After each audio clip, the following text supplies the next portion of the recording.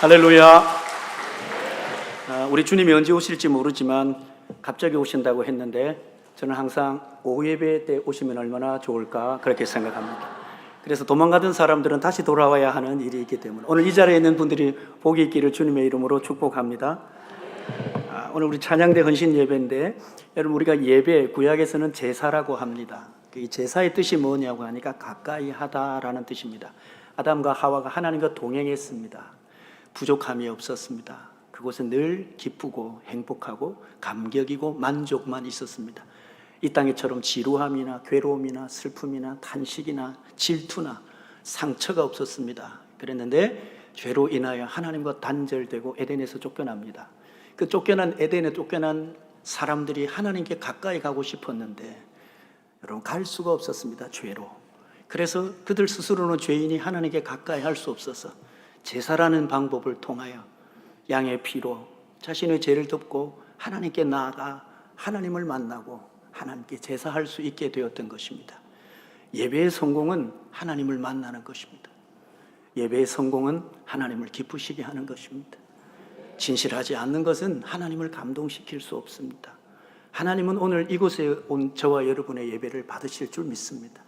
오늘은 주님의 날입니다. 무엇 하는 것이 하나님을 가장 기쁘시게 하는 걸까요? 우리가 시간을 내어 마음을 합하여 함께 모여 예배하는 것이 가장 기쁨인 줄 믿습니다. 저는 오후 예배 때 많은 교회에 설교하러 가는데 교회 가보면 이 교회가 살아있는지 잠들었는지 부흥하는지 안 하는지 알 수 있는데 오늘 이 교회는 들어오는 순간부터 제가 시끌시끌하고 하나님께서 행복한 부흥하는 교회인 줄 믿습니다. 우리는 사람들이 찬양을 아무나 할 수 있다고 생각하는데, 그리고 노래를 잘하는 사람이 찬양을 해야 하나님이 받으신다고 생각하는데, 만약에 실력으로 하나님이 찬양을 받으시고 하나님께 가까이 할 수 있다면 오늘 우리 한국교회 모든 찬양대는 다 없애고 시립교향악단이나 실행합창단이 와야 하는데, 하나님은 그런 찬양보다 구원받은 사람들의 찬양을 기뻐하십니다. 예수 그리스도를 믿는 자만이 영생을 가졌고 그 사람들만 하나님을 찬양할 수 있는 특권이 있습니다. 주님 부르시는 그날까지 많이 찬양하십시오. 많이 찬양을 들으십시오. 그렇게 살다가 주님 품에 안기기를 축복합니다. 어떤 사람들이 찬양할 수 있나요? 구약의 제사장들은 매일 상번제를 드렸습니다. 모든 것을 태워서 온전히 하나님께 올려드리는 제사를 매일 드렸는데, 그 제사장이 아무나 예배를 드릴 수 있는 게 아니고 뽑혔습니다. 그러니까 아침에 일어나면 정결탕에 들어가서 몸을 깨끗이 하고 정결하게 되어 기다립니다. 그리고는 제비를 뽑습니다. 그 말은 하나님 편에서 오늘은 네가 나를 위해 제사를 지내면 좋겠다. 오늘은 네가 드리는 제사를 내가 받고 싶다. 하나님이 이렇게 뽑으십니다.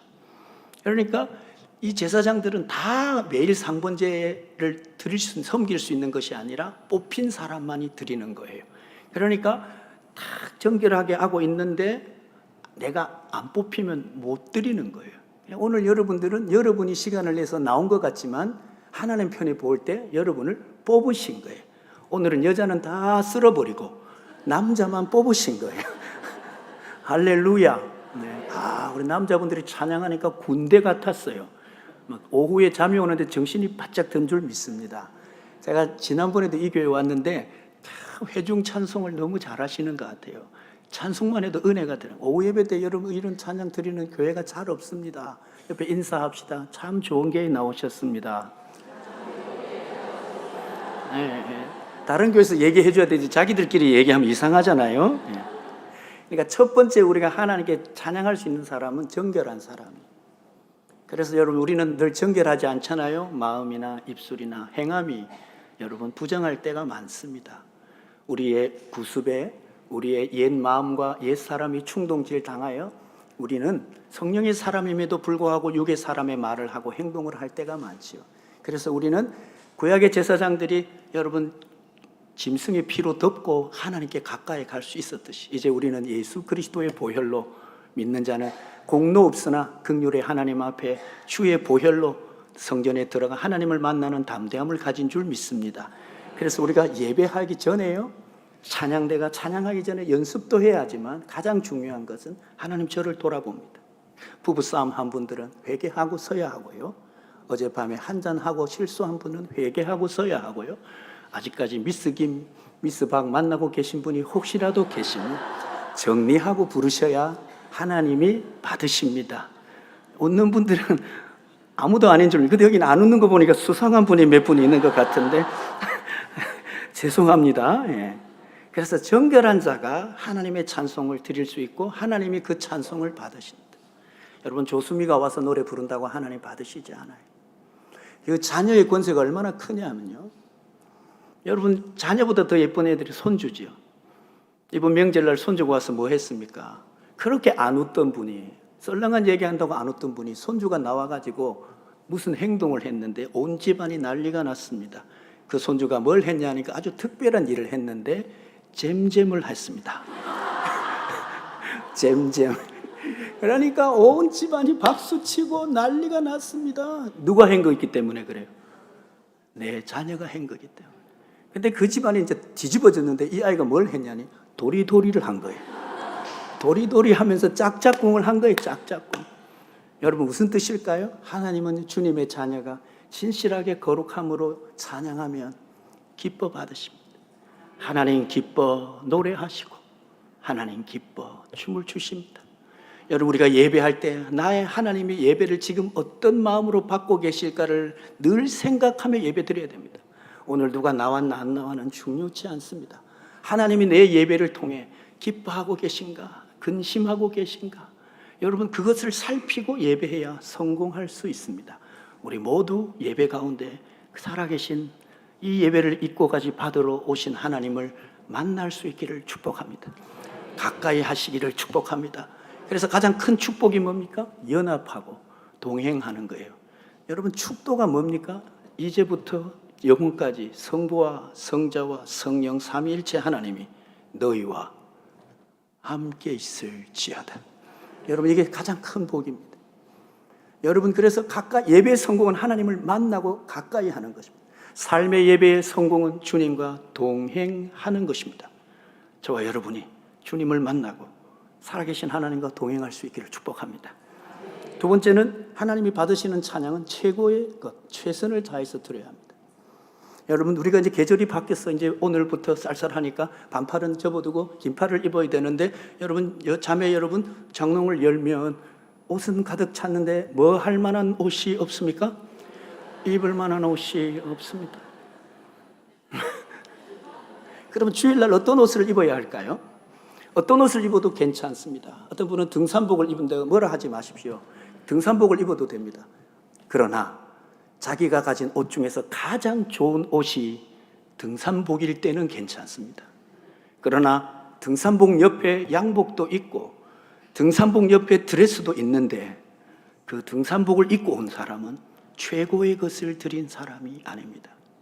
저희 교회는 쿠바에 12교회를 세웠는데 그 12교회를 세운 지도자들이 이제 안수를 받아야 되는데 지하교회 성도들이라서 공산주의라서 안수를 해줄 사람이 없어서 안수하러 갔습니다. 신실한 지도자 중에 지도자인데 이분이 이제 안수 받으러 왔는데 청바지에 흰 티셔츠를 입고 온 거예요. 아무리 가난한 나라라도 그렇지 조금 심하다. 그래서 옆에 있는 선교사님에게 아니 와이사스라도 하나 사주지 저게 뭐냐. 그러니까 이분이 이렇게 말했어요. 눈물을 글썽글썽. 목사님, 자기가 가진 옷 중에 가장 좋은 옷을 입고 온 것입니다. 이 사람이 가진 옷 중에 가장 좋은 것을 입고 온 것입니다. 하나님이 여러분 옷 중에 최고의 옷은 언제 입으십니까? 오늘 저는 이 옷이 제 옷 중에 제일 좋은 옷입니다. 어제 드라이 했습니다. 주님 앞에 나오려고 제일 좋은 옷 입고 왔습니다. 여러분, 제일 좋은 옷은 여러분에게 무엇입니까? 주님 앞에 올 때 여러분이 가진 옷이 추리닝이라도 괜찮아요. 반바지라도 괜찮아요. 그 옷이 여러분이 가진 제일 좋은 옷이면 괜찮습니다. 우리가 드릴 수 있는 찬양에 제일 좋은 것을 드리십시오. 가장 아름다운 목소리로. 거친 소리라도 괜찮습니다. 가장 아름다운 자기가 부를 수 있는 최고의 것을 드리십시오. 그리고 최선을 다해 부르십시오. 회중 장송에 여러분 5절까지 있다고 처음부터 어이구야 5절까지 있구나 그러면서 1절, 2절은 부르고 3절은 쉬었다가 4절은 안 부르고 5절은 부르다가 말았다가 마지막에 아멘만 하지 마시고 5절까지 끝까지 최선을 다해 부르십시오. 하나님이 기뻐하십니다. 감기가 들어서 목이 갈라져도 괜찮습니다. 하나님은 우리의 목소리가 왜 갈라지는지 다 알고 계십니다. 최선을 다해. 찬양대가 바쁜 줄 압니다. 여러분, 하나님이 다 여러분이 힘든 줄 아십니다. 그러나 여러분이 드린 것 중에서 바쁘다는 핑계로, 힘들다는 핑계로 하나님께 드릴 찬양을 최고가 아니라 대충을 드린다면 당신들의 최고는 어디 있느냐고 하나님께서 물으실 것입니다. 우리 구원하신 하나님께 내 최고를 드리지 않는다면 어디서 최고를 드리겠습니까? 노래방에서 18번을 부를 때 최고로 열심히 부르시겠습니까? 하나님 그때 노래방 앞에서 눈물로 기다리고 계실 겁니다. 네가 예배 시간에는 대충 부르더니 노래방에서는 피를 토해 부르는구나. 혹시 그런 분이 있으면 회개하고 예배 시간에 최선을 다해 찬양을 부르시기를 축복합니다. 할렐루야. 세 번째는 자원하여 기쁨으로 감사를 표현하는 것입니다. 한번 따라합시다. 자원하여. 여기에 기독교의 능력이 있습니다. 율법을 이기는 복음의 자유가 있습니다. 여러분, 율법은 뭐예요? 율법의 강요에 의해서, 최면에 의해서 억지로 외식하는 것입니다. 기독교의 능력은 하나님을 만날 수 있는, 동행할 수 있는 능력의 키워드는 자원하는 것입니다. 11조도 자원할 때 능력이 있습니다. 감사도 자원할 때 능력이 있습니다. 그러므로 찬양대 할 땐 여러분이 어떤 봉사를 하시든지 하나님 앞에 할 사람이 없어서 하지 마십시오. 드릴 것이 없어서 찌끄레기를 하나님께 드리는 슬픔을 안겨드리지 마십시오. 하나님 앞에 우리가 한 가지를 봉사하더라도 자원하여 기쁨으로 감사를 표현하시기를 바랍니다. 따라합시다. 감사는 받은 은혜를 기억하여 표현하는 것입니다. 여러분, 이게 찬양이고 감사입니다. 형식적으로 아무 의미 없이 사람의 눈치를 보고 감사하는 것이 아니라 자원하여 기쁨으로 감사를 표현해야 합니다. 저는 저희 성도들께 늘 얘기합니다. 헌금궤가 돌아가는데 저희 교회는 헌금을 돌리지 않지만 헌금궤가 돌아갈 때 혹시 나는 10,000원을 헌금하려고 했는데 잘못 꺼내요. 노란색이 나왔다면 고민하지 마시고 사람 눈치 보지 마시고 다시 넣어라. 그리고 다시 여러분이 드리려고 했던 것을 두고 편안하게 행복하게 사시라. 집에 가서 내가 왜 잘못 꺼냈을까? 하나님이 주리를 돌려주실 수도 없고 하나님이 들으시는 노래는 자원하여 기쁨으로 감사를 표현하는 것입니다. 얼마 전에 우리나라 음악계를 우리나라 세계적인 음악계로 만든 기악 전공하신 바이올리니스트 교수님이 은퇴를 하시고 지금은 소천하셨는데 그 은퇴하신 그분이 아주 바이올린 할 수 있는 실력이 좋은 분이셨어요.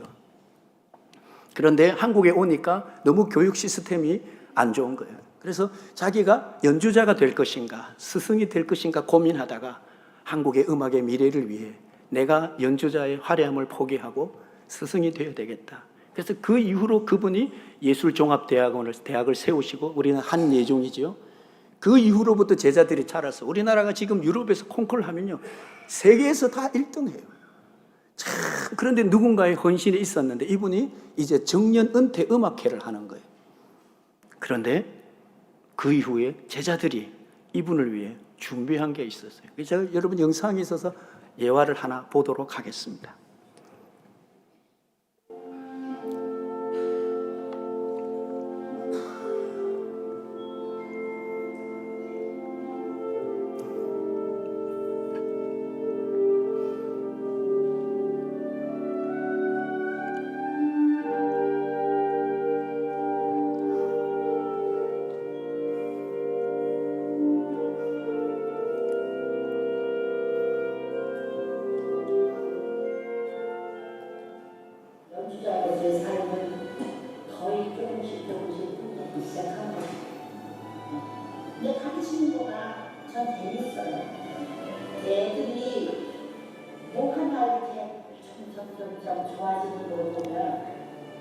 너무 좋고, 무대에서 기가 막힌 연기를 했을 때 내가 잘했구나라고 너무너무 행복하고 그 희열을 말할 수 없고, 야, 내 연기는 점점 보기도 했지만 우리 애들이 잘했어.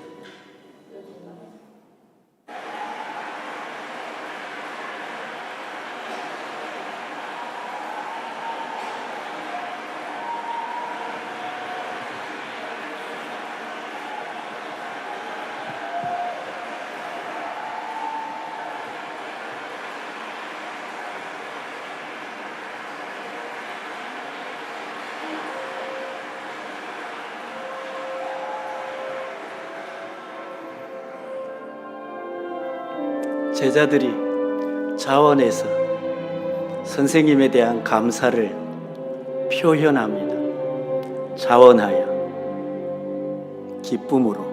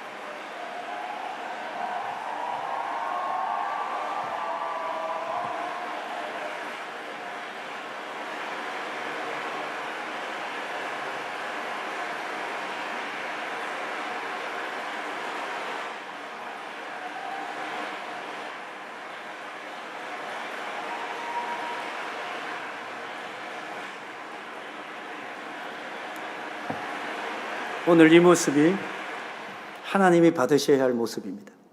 찬양대 여러분, 날마다 하나님께서 우리에게 베풀어 주신 그 은혜를 기억하여 자원하여 자신의 최고의 것을 최선을 다하여 주님의 마음을 기쁘시게 하며 표현하는 것.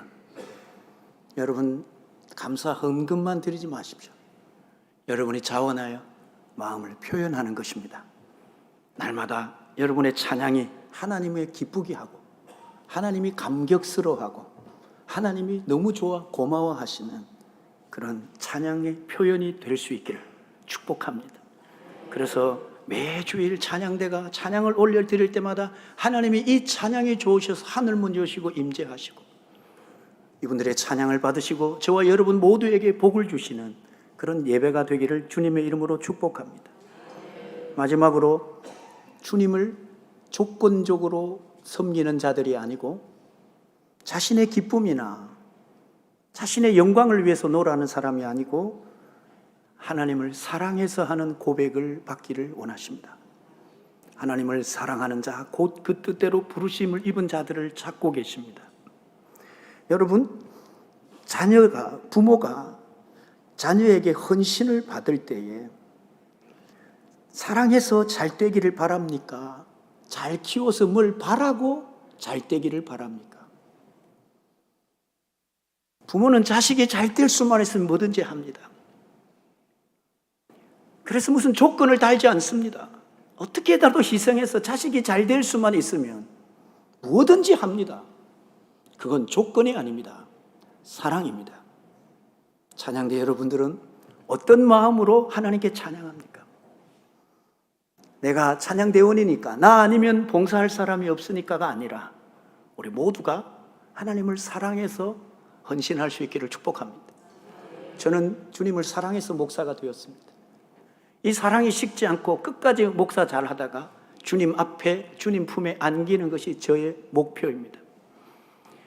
베드로를 재콜링 하실 때 예수님께서 물으신 말씀은 입 딱 깨물어라. 내가 분명히 너 배신한다고 했지. 이 배신자야 세대 맞고 시작하라.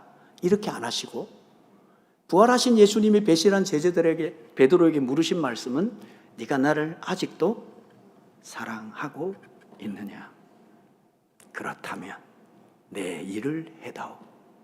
내 교회를 내 양을 돌봐다오. 봉사해다오. 헌신해다오. 그렇게 부르신 것입니다. 여러분들에게 묻고 싶습니다. 여러분들은 왜 예배하십니까? 왜 찬양대에 헌신하십니까? 왜 찬양하십니까? 하나님을 사랑했어요. 예수님을 사랑했어요. 그렇게 고백하며 끝까지 주님을 사랑하는 헌신자들이 될 수 있기를 주님의 이름으로 축복합니다. 어떠한 어려움이 있어도 어떠한 방해가 있어도 고난과 힘든 일이 있어도 누구만 생각하며 주님만을 생각하며 내 구주 예수를 더욱 사랑 엎드려 비는 말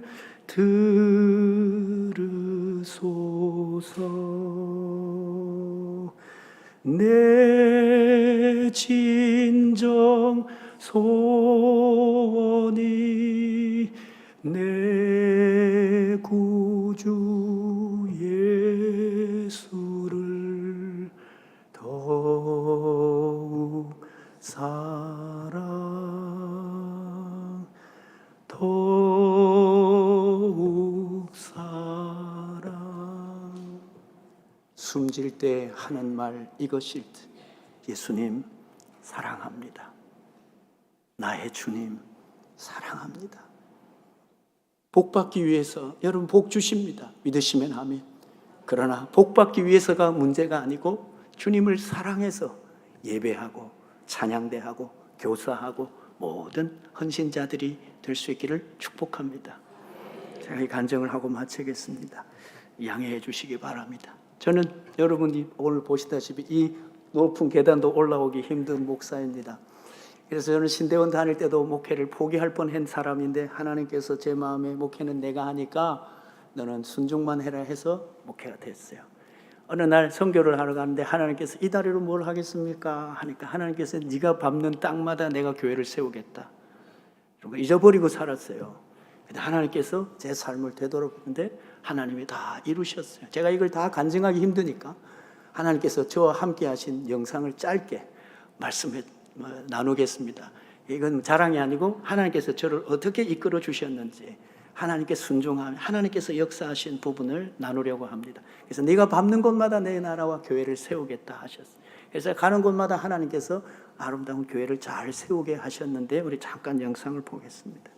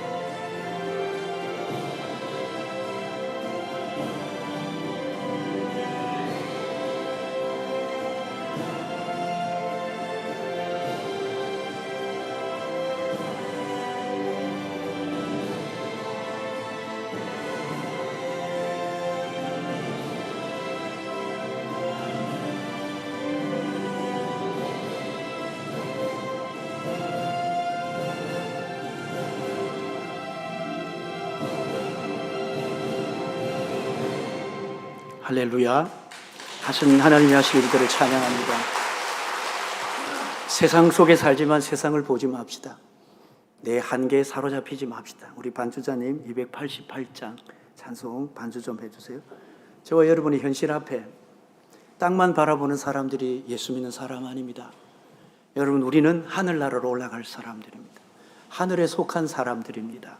여러분, 현실만 보면 저 사람이 뭘 할 수 있을까? 무슨 일을 할 수 있을까? 우리는 때때로 시기하고 질투하지만 하나님은 여러분 한 분 한 분이 이 땅에서 하나님의 자녀로 영광스럽게 살기를 원하시는 줄 믿습니다. 부모는 받으려고 헌신하지 않습니다. 사랑해서 잘 되는 일이라면 기꺼이 무엇이든지 합니다. 하나님 우리를 사랑하셔서 자신의 몸을 들여 이 땅에 예수 그리스도로 십자가에 못 박게 하시고 구원하신 줄 믿습니다. 하나님께서 이 연약한 자를 통하여 그래, 사람의 능력이 아니다. 그래, 사람의 물질이 아니다. 하나님의 능력이 이 일을 행한다는 걸 보이시기 위해 우리를 모두 약하게 하시는 줄 믿습니다. 사랑하는 여러분, 주님이 언제 오실지 모릅니다. 한 선교사님이, 우리 288장 조용히 좀 쳐주세요. 한 선교사님이 이제 정년을 마치고 귀국합니다. 그런데 이 선교사님이 자녀가 둘이 있는데 그 아프리카에서 풍토병에 걸려서 병원이 너무 멀어서 한 아이가 죽고 또 한 아이도 풍토병에 걸려서 거기서 죽고 사모님도 거기서 병에 걸려 죽었지만 끝까지 사역하시다가 정년이 돼서 이제 선교회에서 주시는 양로원 티켓 하나 받아가지고 비행기를 타고 가방 하나 들고 비행기 타고 내리는데 방송이 들립니다. 그러면서 방송에서 지금 전쟁에서 귀순하는 장군이 개선하고 있는데 우리가 조금 있다가 플랫폼으로 들어가겠습니다 하고 이 선교사님이 비행기에서 기다리고 있는데 다른 비행기가 먼저 이렇게 지나갑니다. 그러니까 빨간 융단이 깔립니다. 3군 군악대의 빵빠레가 울립니다. 그리고는 외칩니다. 박수치고 대통령이 나와서 친히 훈장을 수여합니다. 그런데 선교사님이 하나님 앞에 원망 아닌 원망을 하는 거예요. 뭐라고 원망하냐면 우리 반주사님 누가 좀 쳐주세요. 280도 조용하게 쳐주세요. 네. 조용하게 쳐주세요. 네. 잠깐만요. 네. 그래서 기다리시고 계셨는데 선교사님 원망을 하시는 거예요. 원망을. 하나님, 저도 영적 전쟁터에서 평생을 싸웠습니다. 2 아이를 희생시키고 부인마저 선교지에 묵고 왔습니다. 그런데 저는 무엇입니까? 저는 이 초라한 가방 하나하고 양로원 티켓 하나밖에 없단 말입니까? 그리고 원망했어요. 그때 하나님께서 마음속에 이런 마음을 주신 거예요. 사랑하는 종아, 빨간 용단이 부러우냐? 네가 하나님의 나라에 들어오면 너를 위해 황금 용단을 깔아주마. 저 3군 군악대의 빵빠레가 부러우냐? 내가 하나님 나라에 들어올 때 너를 위해 천군 천사가 나팔 불며 찬양하게 하리라. 너는 저 세상의 훈장이 부러우냐? 내가 너를 위해 나가 친히 생명의 면류관을 주리라. 사랑하는 여러분, 우리의 생명이 얼마일까요? 우리 주님이 곧 오실 것입니다. 늘 이 세상에서도 주님을 바라보며 주님을 찬양하며 주님을 기쁘시게 하기를 소망합니다. 인간을 만드신 원래 목적은 하나님을 찬양하게 하려는 것입니다. 그 무엇보다 하나님을 기쁘시게 합시다. 혹시 여러분 가족 중에 아픈 자녀나 힘든 자녀가 있다면 여러분 특별한 자녀를 주신 것입니다. 그러니 믿음을 가지고 축복해 주십시오. 너는 하나님의 자녀야. 나는 왜 이렇게 아파요? 나는 왜 이렇게 모자라요? 나는 왜 이렇게 실수와 실패만 하여 하고 절망하는 사람이 있다면 말해 주십시오. 하나님은 나를 특별하게 생각해. 하나님은 너를 절대로 버리지 않으셔. 하나님은 너를 사랑하셔. 너를 통하여 영광을 받으시려고 그래. 그러면서 축복해 주시기를 바랍니다. 이 찬양이 살아있는 재송제일교회가 주님 부르시는 그날까지 영원히 하늘 보좌를 여는 하나님이 축복하시는 찬양하는 분들이 되시기를 축원합니다. 예수를 나의 구주 삼고 성령과 피로써 거듭나니 이 세상에서 내 영혼이 하늘의 영광 누리도다. 우리의 고백이 이것이 나의 간증이요 이것이 나의 찬송일세. 나 사는 동안 끊임없이 구주를 찬송하. 두 손을 들고 고백합시다. 이것이 나의 간증이요 이것이 나의 찬송일세. 나 사는 동안 끊임없이 구주만 찬송하리로다. 기도할까요?